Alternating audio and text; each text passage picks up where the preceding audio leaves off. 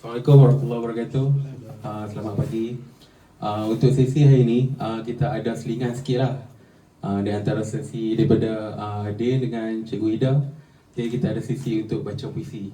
Okay, sebelum kita mula dengan baca puisi, ingin saya war-warkan lah yang Komkura ni sebenarnya dia ada page Facebook dia. Sekarang kita aktif banyak dekat page Facebook lah, Instagram pun ada, dekat YouTube dalam proses untuk kita upload video-video kita punya program.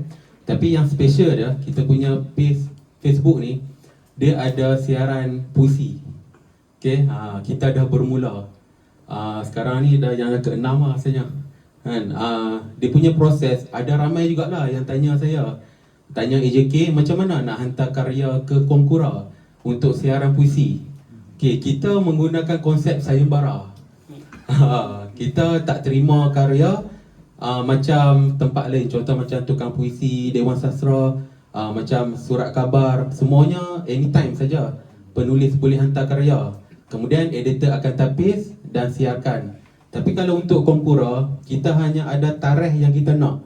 Contoh macam yang sebelum ni, 28 Februari yang lepas, kita bagi tahu okey, tarikh 28 hari bulan ni adalah tarikh akhir untuk hantar karya, maksimum sebanyak 3 karya. Jadi kita terimalah kita punya karya daripada penulis-penulis yang ada kat Malaysia ni, dan juga ada karya daripada Indonesia seorang, nama dia Sultan Musa. Jadi daripada karya yang kita terima tu, semuanya dalam macam puisi dalam 60 lebih. Lepas tu cerpen ada dalam 8, anekdot semua. Semua karya tu kita akan baca, kemudian kita akan pilih yang terbaik. Dan karya-karya tu yang kita siarkan dekat kita punya page Komkura tu, kita akan bukukan. Dia cuma buku ke tu bukan dalam bentuk fizikal lah, dia kita buat e-book lah.